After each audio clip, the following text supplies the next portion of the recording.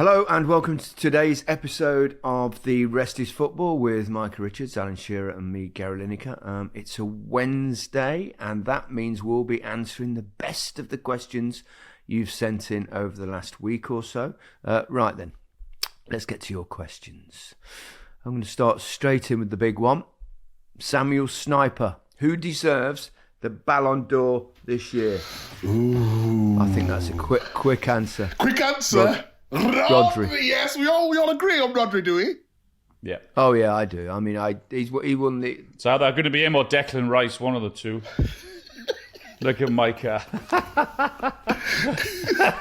You know what? Because we need to not make a big thing of it. Like, I love Declan Rice more than anything, but when you compared him to Rodri so soon as well, Alan, it was. Hang on a minute, Micah. You love Declan Rice more than anything. Well, there's a couple of things I love more than Declan Rice, but I mean, in terms of football players, I just think his attitude, the way he plays, like, I just love him. He's all action. But it was Alan's ridiculous comment said he's miles better than Rodri. I wouldn't mind if he said, like, well, I prefer Declan Rice. He's miles better than Rodri. It was a ridiculous statement. So I just like to pull him up on it, from time to time. I think you have to realise when I said it. Yeah. Who else will be in contention? Vinicius Junior. Bellingham. If Bellingham would have won the Euros with England, he was a big shout, wasn't he? A big possibility. Yeah. It's hard, isn't it? Because I feel like there's only one player winning it. I think so this year. I really do. It can only be him. No, but do you think he should win it, or do you think he is going to win it? It's two different things. No, both. Oh, really? I think Rodri deserves it, and I mean, obviously they didn't win the Champions League at City, but they did win the league, and then the Euros with Spain, where he was very much their leader. So, young player of the year, I've got a feeling might be Lamine Yamal. Oh yes, wow! He could win that for the next 5 years. It is ridiculous, isn't it? Ridiculous. Young player of the year. We'll move on to Callum Taylor, who is the best shithouser in football besides Jamie Vardy. Emi Martinez, possibly. Yes. He's brilliant. I love some of his antics, obviously. Righty was good at that in a good way, wasn't he, when he was playing? Oh, right. He was unbelievable, wasn't he? He was very much like Jamie Vardy, wasn't he, Righty? In so many ways, actually, because he came to the game, professional came very late as well. Yeah. He's mid-20s, and a similar sort of story to Jamie Vardy's. And two great goal scorers as well, but proper shithousery merchants. Oh, you know who's a shithouse? Neil Maupay. Neil Maupay is the biggest shitter. Did you see on social media recently? His complaints about the Everton fans giving him abuse getting on the train. That one. I know. It was like you've got a team who are paying you wages. You've not been that great for that team. So do you remember Shawshank Redemption, I think it was, when he breaks free at the end? And he's like just stood there in the rain like that. Yeah. As soon as he left Everton, he posted that on social media like they've been holding him back and he's escaped to prison. It was ridiculous. I don't know if you've Where's seen he gone? Has he gone to France? He's gone to France. He's gone to, is it Marseille? Was it Marseille? I think it's Marseille. He's gone to. How can you do that? I thought it was brilliant, but so disrespectful to the Everton fans as well. It was mad. Yeah, he did raise a fairly valid point, though. I mean, that side, and they're absolutely getting abused, effing and blinding all the players. A bit like Alan on a train up to Newcastle with Sunderland. But sometimes, like Alan, you're best to stay quiet and incognito rather than. When the results have been as bad as they have done, and it's just say nothing and get on with it. How funny is it though? You give it all the big one, don't you? This Sunderland, that Sunderland. But when he was on the train, it was you who was hiding like a little weasel. Yeah. Do you know what's worse, Micah? He sneaked to the loo and put a Sunderland shirt on. I was absolutely desperate for the loo. I couldn't move. I was scared to go to the loo.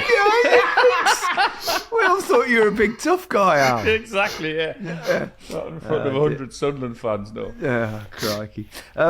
Ben Arnold, would an Alan and Gary partnership work? Who would take the penalties? Well, I didn't get onto penalties till I was about 29, so I'll let you have the pens. It worked, guys. It worked. We played together. We played together for half a game against France at Wembley, and we both scored. So, although Alan didn't score when I played with him, he played because I came on at half time. As long as you let me take the penalties, everything would be all right, guys. It'd be fine. Yeah, I'd let you take the penalties. I mean, I only got onto penalties when I was really late in life. So. How would that work? Do you think our football's mad? Because if you two were coming through at the similar time, I know it was end and you was at the end, he was coming through, but you wouldn't have had as much goals if you played together in the same team, you know what I mean? Like, who would have been... You think you would have still had as much goals? Well, I think I played with Graham Sharp, and I think we got like 50 league goals between us when I played that one season at Everton. I think the same was said about me and Les Ferdinand when I signed for Newcastle. Yeah, we got 49 goals between us. And Micah, top players adapt. Touché.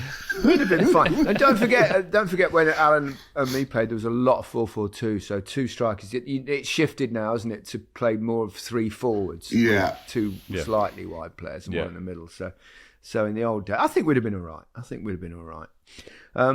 Wayne Bedall, or Bedall, or Bedal, who knows? What were the best transfer rumours you ever heard about yourselves? Oh. I used to spread the rumours. I've done about the best. I've done about ourselves, but when we won the league at Blackburn, you probably know we were getting Zidane. Yes, seriously, I do remember that. It was. I remember that. Zidane was. Well, it wasn't a rumor. They'd spoken to him and they were encouraged, but for whatever reason, it never happened. But then he looked at a map. The Blackburn fans will be on to you. No, I jest. Yeah. A lot of rumours about you, Micah. Oh, there was good and bad. But Everton for a start, because he told us in the summer, didn't he? Oh yes, with David Moyes told us in the summer. But I told that story before. That it was a bit of a nightmare, wasn't it? You know, when the whole I was trying to go, Jolin was trying to come to Man City, and I was trying to go the other way. But I think the best one for me was I was getting a new contract, just made my debut for England and all that, and it was said that Liverpool, Chelsea, Man United were all involved. And you know, for a contract as well, I think we got to it was about $5,000 a week away, you know? So I said to my agent, just do a little rumour that Real Madrid want me to. Do you know what I mean? No one's going to believe that, Mike. No, at least you could have tried someone realistic. Like Grimsby Town. Grimsby, yeah. And how fickle.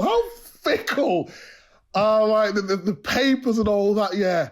And it was reported on Real Madrid want Micah Richards and whatnot. And honestly, I'm not exaggerating. 2 days later, I signed a new deal at Man City. So I'm not saying it worked. I'm not saying it's worked, but yeah, I would give that to the papers. What about you, Alan? Link with anyone? The funny one with me was actually Blackburn. Really? Just before you, I was obviously the first choice striker. And no, it's true though. And what year was that? It wasn't actually a rumour. They got in touch. It was after I decided to leave to Japan, so it was 92. Right, yeah. So, sorry to disappoint you, Alan. But so they came to us and said, would you consider coming? There's a big thing going on at Blackburn. We thought it was a bit of a wind-up. We went, what? Really? Yeah, Zidane's coming, Shearer's coming, they all said. Well, they didn't. But yeah, that's probably for me. But you, they went for the old codger and ended up with a young buck. Yeah. Young fuck, did you say? From Mark. Would a footballer today be able to play with sight as bad as Micah's? I honestly still find it staggering that you could play, considering you only saw the ball when it got to within a certain distance of you. It didn't play very long, though. I know, yeah.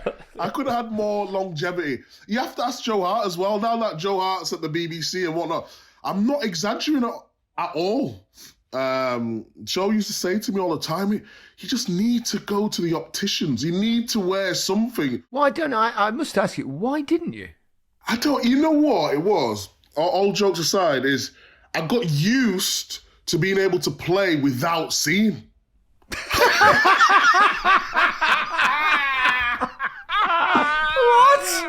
I know that sounds ridiculous. So, when the ball used to come to me, I could position myself like from where it was kicked and where the light was and what the distance would be so I could react to where the ball's going to be. But then when I put in a contact, one, it didn't really agree with my eyes, and two, I know it sounds ridiculous, but I could see too well.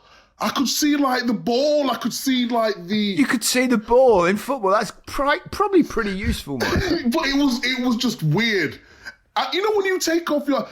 What are you, long-sighted or short-sighted? It's a bit of both now, but mainly it's for reading. I wear these, but in the end now these are varifocals. So at the bottom of the glasses I look for reading, and then out the top long distance. Yeah, nodding dog. Micah, Alan, I can see a deal coming with Specsavers. Have you got one? No, you know what? I'm open to offers. I mean... Just sold my car.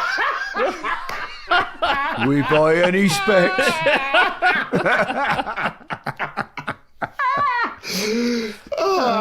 Idiots. Right, on to Pete Irving. Interesting question here. Who got the best and worst Champions League draw? Before we do, I should probably read them all out. It's going to take a little bit of time, but bear with me, and then we'll make a decision. I had a brief look earlier, and I think I know which one I think. Manchester City, Inter at home, PSG away, Club Brugge at home, Juventus away, Feyenoord at home, Sporting away, Sparta Prague at home, and Slovan Bratislava. Arsenal, PSG at home, Inter away, Shakhtar Donetsk at home, Atalanta at home, Dynamo Zagreb at home, Sporting away, Monaco at home, Girona away. Liverpool, Real Madrid at home, Leipzig away, Bayer Leverkusen at home, AC Milan away, Lille at home, PSV away, Bologna at home, and Girona away. And Aston Villa, Bayern at home, Leipzig away, Juventus at home, Club Brugge away, Celtic at home, Young Boys away, Bologna at home, Monaco away. Probably Arsenal. Maybe. I thought Liverpool, actually. I thought Liverpool, Real Madrid, Leipzig, Bayer Leverkusen, Milan. Even at the end, Bologna had a brilliant season. Girona with that surprise team in Spain last season, maybe. What do you reckon to the new format? Well, I'm right in saying is that you're right. I think how you've described it. The top 8 qualify. Yeah. You go straight into knockout automatically. Automatic knockout. The next 16 then have to play off. Yeah. And then the last 8 just don't make it through. That's correct, isn't it? Yeah. I think that's right. Yeah, something like that. Anyway, yeah. Yeah. It's more football. It's more football, isn't it? Because normally there are 6 gaps for the Champions League, aren't there? Because you played 2 teams home and away, 3 other sides in the group. But this time, it's this thing. Everyone's in one league, and they're obviously drawn against certain clubs. So we'll give it a chance, see how it pans out. I think in terms of the quality and the teams who you're up against, I think it's definitely going to be more competitive. Particularly towards probably the last couple of rounds. When teams are fighting to be in that top 24 or etc. So, yeah, hopefully it will. Because I must say the group stages aren't that exciting. Yeah, I think when they took away the away goal, It lost something in the competition. I thought the opposite. Did you really? I thought it really helped. All of a sudden, first legs became important because in first legs before, and I think I don't know whether the scores reflect, but we had a lot of exciting games, particularly the first season. And I think, in terms of fairness, I think it was definitely the right thing to do. But also, the first legs became much more entertaining, whereas in the first legs, normally home teams were so scared of giving away. They tend to play a little bit more cautiously. But I think once they got rid of that, the first legs improved dramatically, and teams were going all out without having to worry, oh my God, we've let a goal in at home. So I think it took away from that negative side. I just thought it was more tactical. Like, you could be winning the game in the 93rd minute and one team needs to score one goal to go through. It's just carnage. But only towards the end of the game, possibly, if there were stuff. But I think it actually makes the first legs much more interesting. I'm doing that first game, I think it is 17th, Tuesday the 17th of September, I think, in Milan, Liverpool. Liverpool. Oh, nice. Beautiful. Are you going to the ground? Yes, yeah. Oh, wow. Should be amazing. Great, yeah. Should be good. A question from, I think I know what Micah's answer is. Aidan Gilbertson. Will Chelsea be good for Liverpool? Sorry. I just fucking... You talk about my eyesight. I thought you said those were bifocals. No, that was funny. I'll rephrase it. Will Chiesa be good for That's staying in. They're bifocals, never mind bifocals. Harry says that's staying in. I'm in trouble. Oh, sorry. You know what the funniest thing about that? It was the panic after. That's it. Hang on a minute. I thought that didn't make much sense. You turned posh for me. What's happening?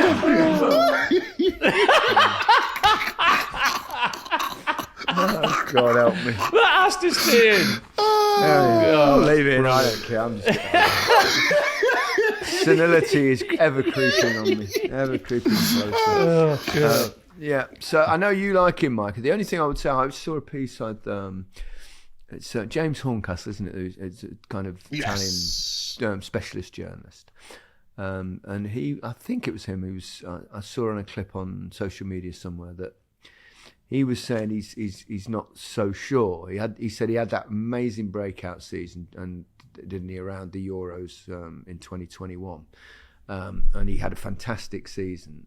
He says since then he's generally struggled. He said he wasn't even a first choice for the Italian national team in what was a really poor Italian national team. So he said he's not particularly convinced. They've not paid a lot of money either. And he also said, why would Juventus let him go? So, which was an interesting take on it. Well, he's normally right. Yeah. He knows his stuff, really knows Italian football. Does James Horncastle. I think he come to see me when I was in Florence as well. Really knowledgeable about the game. The only thing why I think it's such a great buy is, one, the money they paid for him, which is 12 million, if I remember correctly. 12.5 million. Not only can he play on the left wing, he can play on the right wing. You could play him in a wing-back system. You could play him at right-back if need be. He's so versatile, and he's got electric pace. I think at times, having watched like Serie A, the game was a little bit closed. I think in the Premier League, because the game is stretched, he'll have more space. We're judging him recently off like international football and playing in Serie A, where defenders love to defend and it's all about the tactics. Over here, it's more about the passion and the speed and the power. I think it suits. And he didn't have a bad season last year. I think he still got 9 goals in the league as well, if I remember correctly. So I think it's going to be the signing of the transfer window. Really? I think strong. in terms of Like, you're not spending 50 million for him. Like 2 or 3 seasons ago, he was worth 100 million. You know, so for 12.5 million, I think it's a no-brainer. I think for the fee, it's a punt, it's a gamble.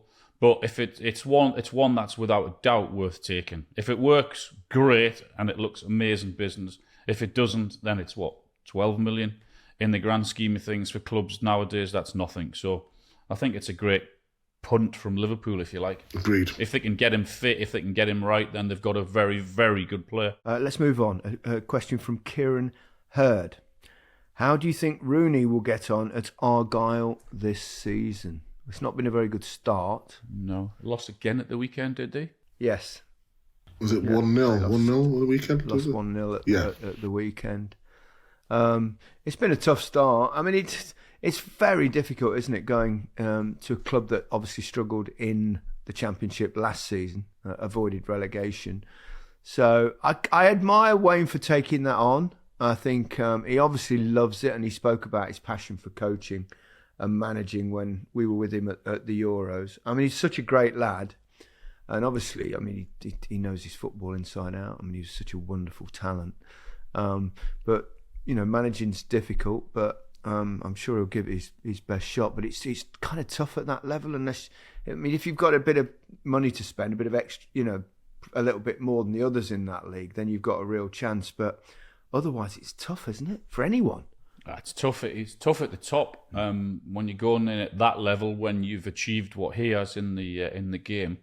But I'm like you guys. I think good on you, because many wouldn't do that. I chose not to do that, and I really hope it works for him. But it's going to be really tough.